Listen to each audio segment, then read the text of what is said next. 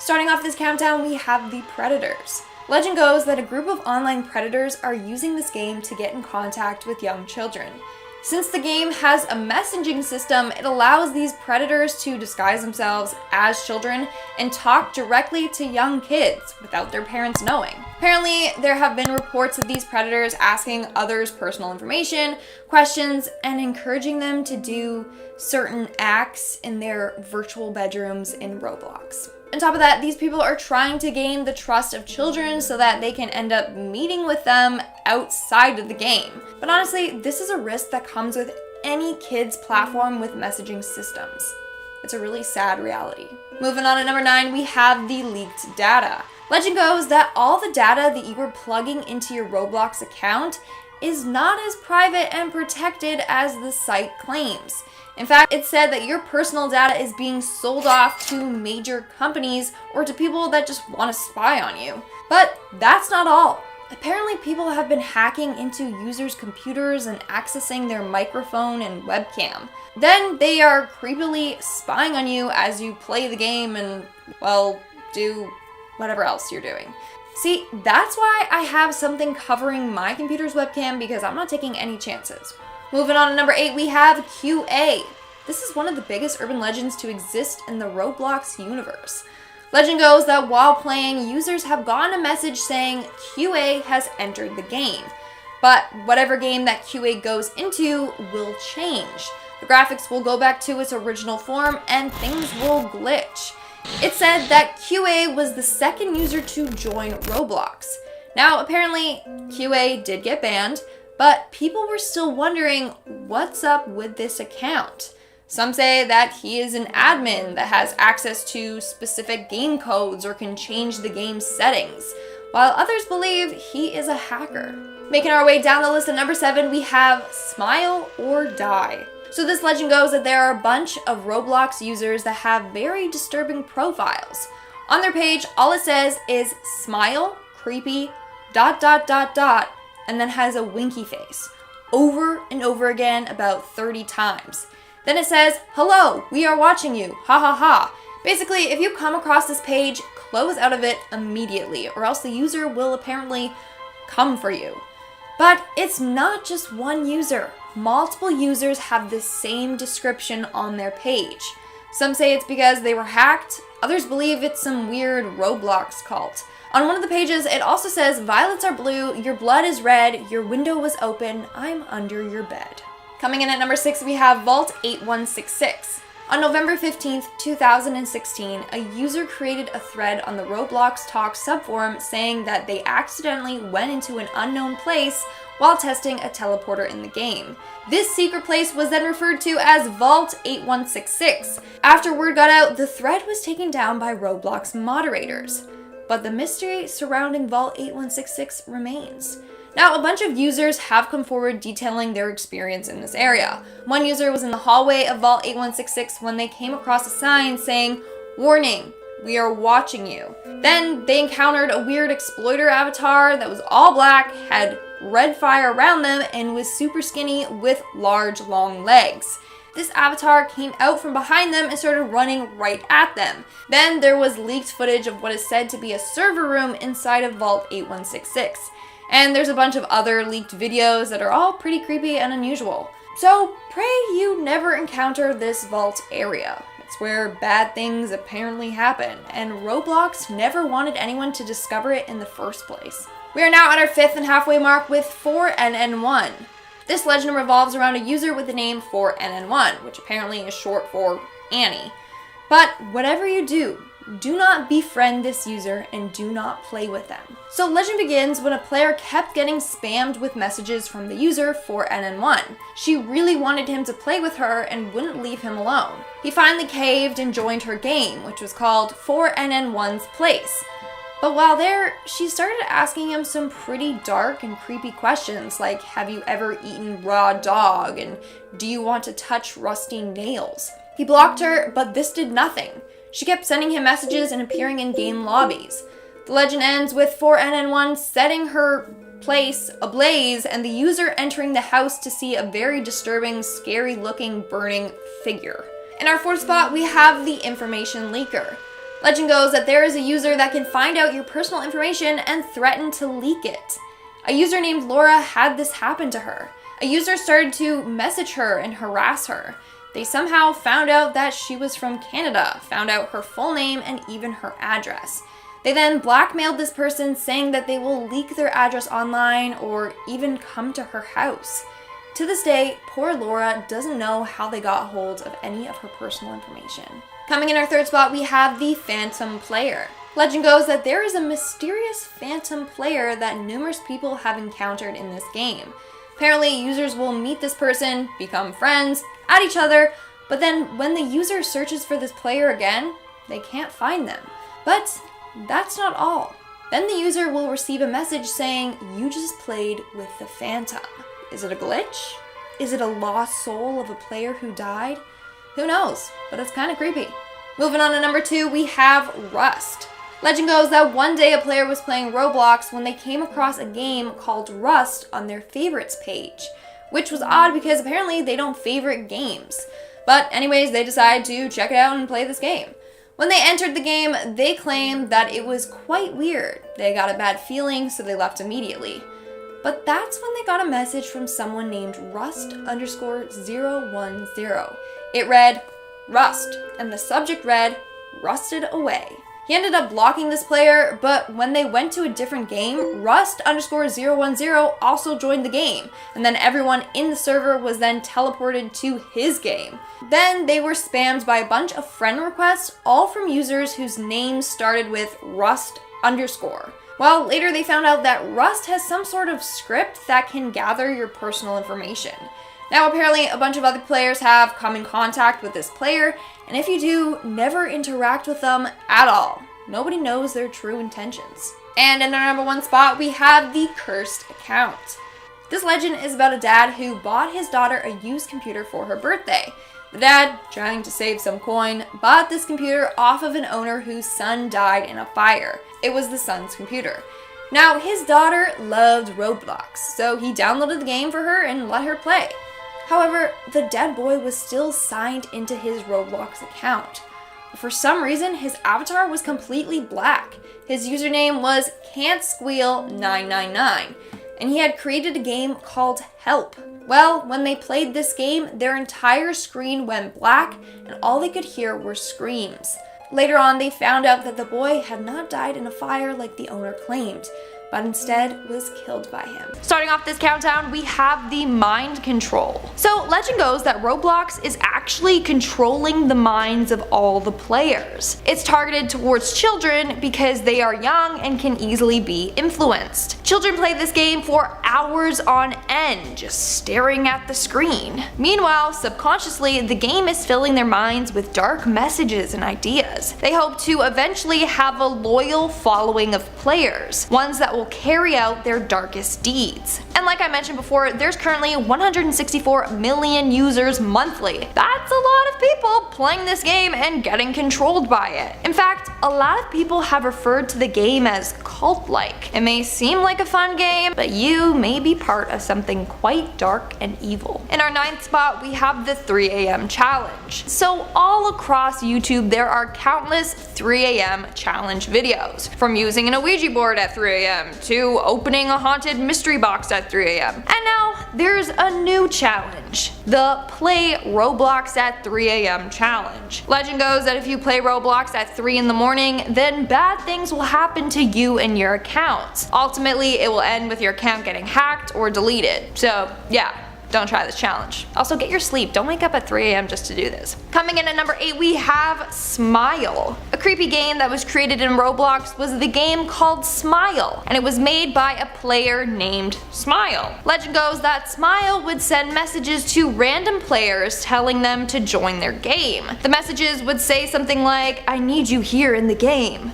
That's kind of creepy. But when they would join, it was just a black screen. But to the left of them, there was a faded head with big bloody eyes staring at them. When you get too close to it, your computer will shut down completely. When you reboot your computer's desktop image will now be a terrifying image of this bloody ghost thing. When you log back into your account, you will find that it has been deleted. But not to worry, apparently Smile is banned forever. But still, Pretty creepy. Moving on to number 7, we have the death box. So in Roblox, for those of you who don't play the game, users can upload their own content and then other users come in and experience that content. But legend goes that one user created something that was very dark. It was named the death box. So basically, someone uploaded a game in Roblox that had players interacting with another in a game called the Devil's Brush. In the game, players would take turns attacking each other, except the audio used in this game was very disturbing. It sounded like it was real people screaming in excruciating pain. The game was said to scare the hell out of anyone that played it. Eventually, this game got discovered and was taken down. No one has talked about it since. Moving on to number 6, we have the injuries. Imagine playing a game where your avatar is connected to you. So basically, whatever happens to your avatar happens to you as well. Meaning that if your avatar gets injured, then you will too. I'm glad that we don't have that kind of technology. Or do we? Legend goes that one player was playing Warrior Cat's roleplay. And how that works in this game is you just say the action that happens. Like, the tabby she-cat pounced on the mouse and slashed her paw at its neck. But when the other player would attack back at her, she felt the pain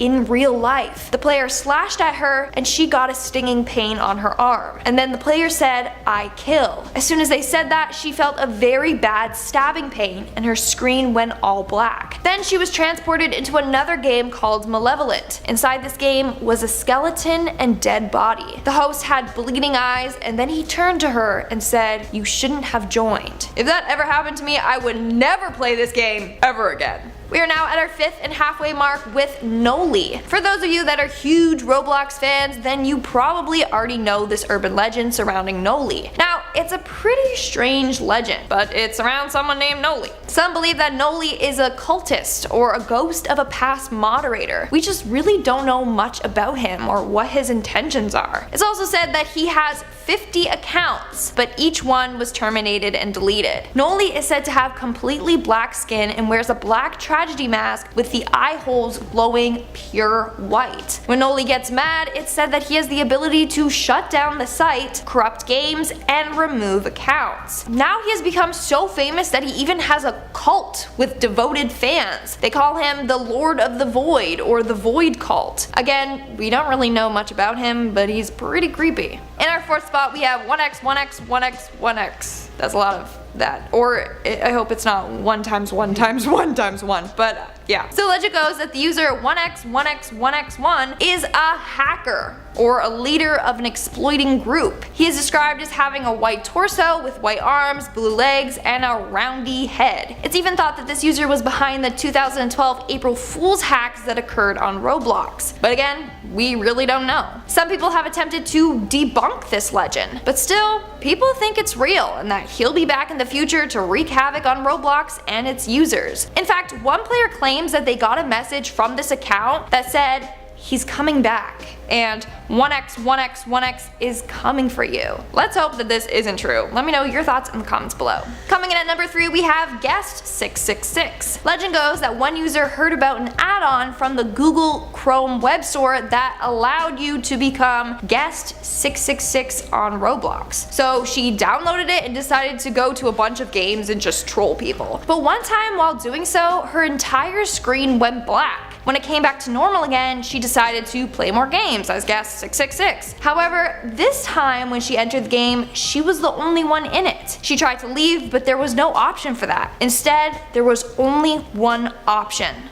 suicide. She ended up pressing the suicide button and her entire computer shut down. When she booted it back up, her account looked like it had been hacked. Then all of a sudden she received a message saying, "It's all your fault and 666 is coming for you." And it also sent her her address, so they knew where she lived. Being incredibly freaked out, she unplugged her computer and hasn't played Roblox since. Moving on to number 2, we have Melvin. Legend states that Melvin Blue was once a loved Roblox player. He joined in 2007, but sadly passed away a year later from cancer. As a tribute to Melvin, Roblox created a hat for him in the game and named it after him. Melvin is a translucent, shaggy hat and is said to give off smoke, but the hat was deleted a few few moments later for no reason, and that apparently angered his ghost. Now it's said that every year on the day that Melvin died, Melvin transports a random player to an area that they didn't want to go to. From there, he torments the player until eventually causing their account to get banned. And in our number 1 spot, we have Gauze. Gauze the Clown, or G0Z, is an account that was created on August 9th, 2012. The player is a male wearing clown makeup and accessories with a doctor's head mirror, gloves, and a white t-shirt with himself on it. Legend goes that Gauze invites players to join his game. When they do, they end up finding themselves as corpses in his game later on. If they continue playing this game, then Gauze will message them about an appointment.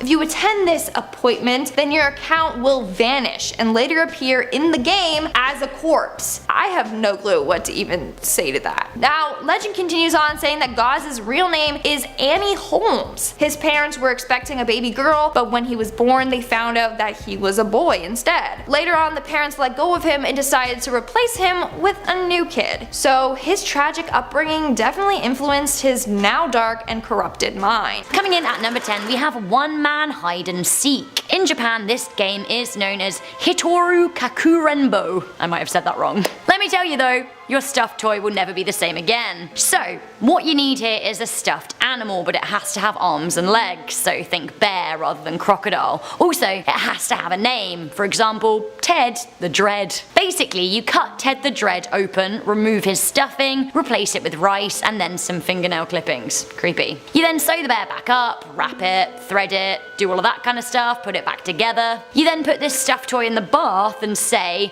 for the first game, I'm it. You then count to 10 with your eyes closed, then you're supposed to stab the toy and say I won. Just sounds very dramatic. You then announce to the toy that it is gonna be it, and then you have to go and hide. For some reason it's important that you hide with a glass of salt water, and if you feel scared, put some of that in your mouth. When the game is over and the toy hasn't found you in an hour, fingers crossed, you go back, spit the salt water on the toy and burn it. Bye Ted! Honestly, it all sounds like a lot of hassle to me. Ah yes, at number 9 we have a classic, it's the Ouija board. Tale as old as time, right? Do you guys even need me to explain this one? Can we just move on to number 8? No? I have to say the words? Okay then. An Ouija board is a board with printed letters, numbers and signs, plus the words yes, no, good and bye. It is used to summon spirits and communicate with them. Famously, bad spirits have indeed been summoned. Interestingly, you can actually buy an Ouija board in a lot of mainstream game shops. Why buy one when you could make one yourself? Coming into number 8 we have Charlie Charlie. Charlie Charlie is a game, I guess, a bit like the Ouija board, but it's way more DIY. A person balances pencils on top of one another with no and yes written in squares. Charlie Charlie can't be used to summon any demon though. It seems that the infamous Charlie is the only one that will appear. And again, I'm not sure you want to meet him. Players of the game say something like, Charlie Charlie are you here? And then the pencil moves and teenagers freak out on YouTube. That's the trend. So why do the pencils move? Clearly because a demon has been summoned, not because of friction and gravity. Demon. Coming in at number 7 we have the Living Doll. Do you know what? I really don't like a creepy doll. I don't. In fact, I feel like you shouldn't have dolls over the age of 10. Just get rid of them because they'll probably haunt you. They pop up everywhere and they're always causing paranormal havoc. Get those dolls out. So Living Doll is like a cocktail of paranormal game fusion. It's got a lot of scary game tropes, candlesticks, mirrors, hiding, a doll. So here you're supposed to put a doll and a candle between 2 mirrors and say a little incantation. You then blow out the flame and wait for the doll to come and find you. If it finds you, then bad news bears. You're supposed to hide for around an hour and try not to get found. If you remain unfound, then good. Congratulations, you survive. You then return to the doll, which may have moved, pour salt on it and put it in a cupboard overnight. That ought to do it. Coming into number 6 we have Midnight Man. Midnight Man is a modern rehashing of an old pagan ritual and is essentially a game to summon a spirit. I feel like all of these games summon spirits, you know. To play, you write your name on a piece of paper. You have to prick your finger and produce a small drop of blood and put it on the paper. You then light a candle and then you tape the paper with your name on it to a wooden door. It has to be wooden, apparently, so Timing is very important here. You have to then knock on the door 22 times, with the last knock coming exactly at the stroke of midnight. You then open the door, blow out the candle, close the door, relight the candle. To me, it's all a big faff. This apparently means that the Midnight Man is now in your house. Your job is to avoid being caught by the Midnight Man, who will try and scare you until 3:33 AM. No more, no less. Honestly, I'd much rather just be in bed having a good sleep. It sounds like way too much aggro. Whatever you do, don't say his name 5 times unless you want to play the game, in which case, go ahead. That's right guys, at number 5 we have Candyman. Candyman, Candyman, Candyman. Actually, do you know what? I think I'll stop there. The Candyman is allegedly a murder victim with a hook for a hand, like Captain Hook, one of my favourite characters ever. He's mean. If you say Candyman's name 5 times, then you will summon him. The only issue, aside from summoning a demon, is, you know, he's angry. He probably wants you to die.